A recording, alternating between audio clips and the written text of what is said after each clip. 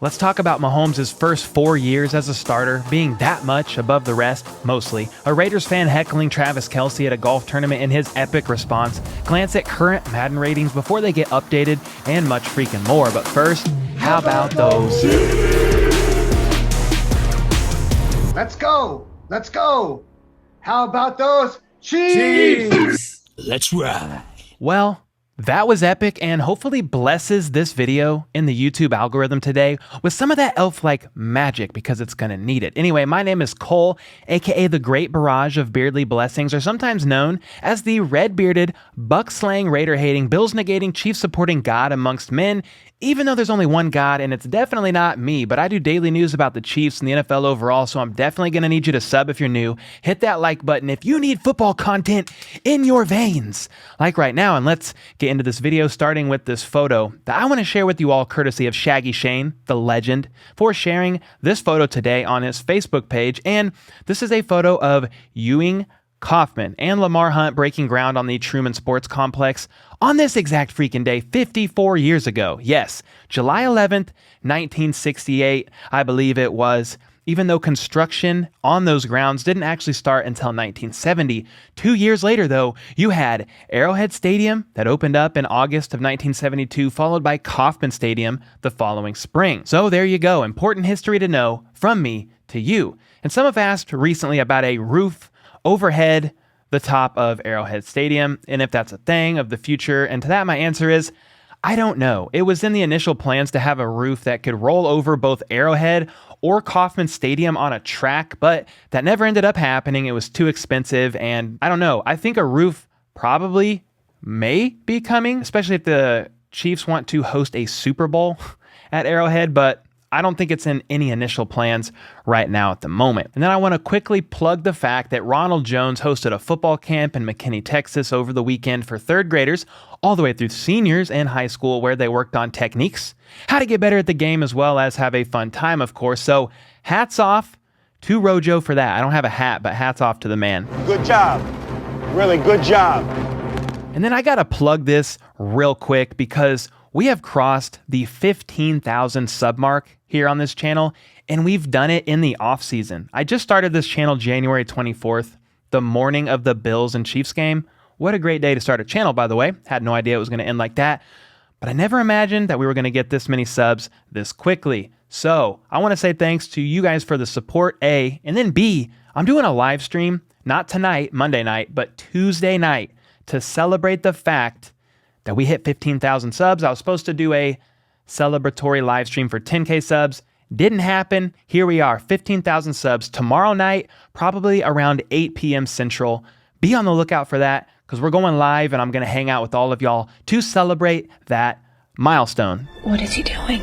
He's beginning to believe. All right, guys, the AC Championship golf event is officially over. And I know that makes a lot of you very sad, but the good news is yesterday you could see one of the best things that you could possibly see as a Chiefs fan, at least in the offseason, and that was Travis Kelce, Patrick Mahomes, and Alex Smith out there golfing together, which is absolutely incredible to have those two QBs together. Mahomes, who sat under Alex Smith his first year in the league, and then also to have Kelce there, who caught a lot of passes and TDs from Smith, and also from Mahomes over the years. Just an awesome sight to see overall. I do hope that Mahomes put a little bug in Alex Smith's ear to get this man over to KC next year to become his quarterback coach, because Eric Bieniemy is going to be gone and Nagy's going to take over as the offensive coordinator to prepare to take over for when Andy Reid retires in a few years. All right, I just made all that up, but I know I got some of y'all conspiracy theorists out there twitching a little bit with that one. About Alex Smith coming to Kansas City to coach, though, while it's not out of the realm of possibilities, I don't think Smith wants to become a coach, at least right now in this season of his life. It is a very demanding job, and he has four girls, I think, 4 kids to raise and take care of, including his youngest daughter, Sloan, of whom I talked about in a recent video, that just had a brain tumor removed. So I have a feeling Alex Smith does not want to be coaching, at least in the near future, because he wants to be around for his family, and coaches can be gone from their family for long periods of time. The guy that runs Red and Gold Report, a Chiefs news channel here on YouTube, his dad used to be a defensive coach, and he said during the season I don't know if I can share this, but I guess I'm sharing it anyway. He said during the season, sometimes his dad would just sleep in his office during the week because they worked such long days. He would just crash on his couch and then start work the next morning. Insane schedules. Anyway, moving on from that, but I love Alex Smith. I love Patrick Mahomes.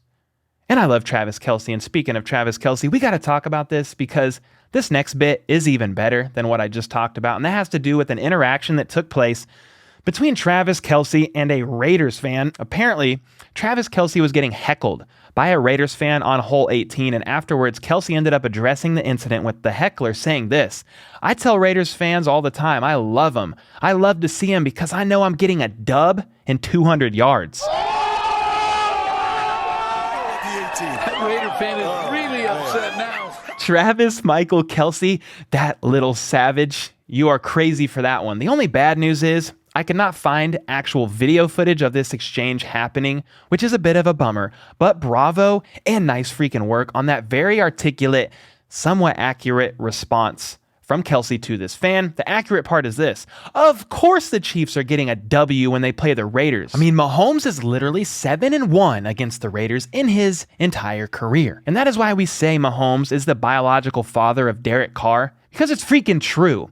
The part about him getting 200 yards a game, though, was more in jest than anything else. But in his career against the Raiders, talking about Travis Kelce, he has 87 catches for 1,226 yards and scored 7 touchdowns in 16 games. And if you look specifically at his stats since Mahomes took over the ship in 2018, Kelce has 56 catches for 808 yards and 5 TDs with an average of 101 yards per game. So basically, this man eats their defense alive pretty much every time they play each other.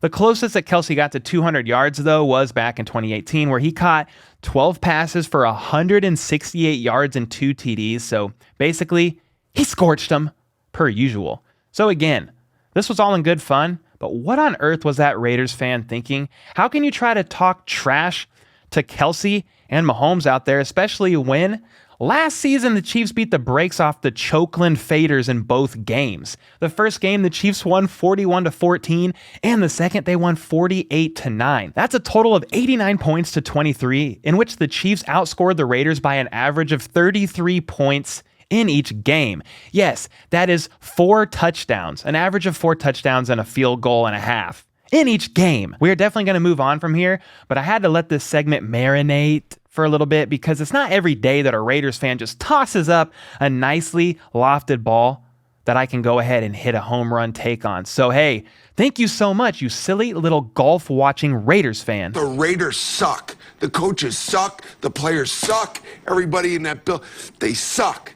And speaking of things that suck, I want to introduce to you all my newest sponsor, and that is Dyson Vacuum Cleaners. Just kidding, I still don't have any sponsors, but I'm just practicing these little transitions for the day when I do get a sponsor, because that one would have been perfect, 10 out of 10. Anyway, let's move on to some more news, important news in fact, like Madden ratings. Yes, Madden ratings, because this part of the offseason is so freaking slow that I'm getting a bit desperate, yes, but also because next week, Madden will reveal their new ratings for Madden 23. So I want to take one final look at Madden 22 and their current ratings and hopefully give you all a few laughs before we revisit these ratings when Madden 23 updates. Anyway, the first thing that really stood out to me on these ratings was Shane Buechele was rated a 53 overall, which is not good, really freaking bad, in fact.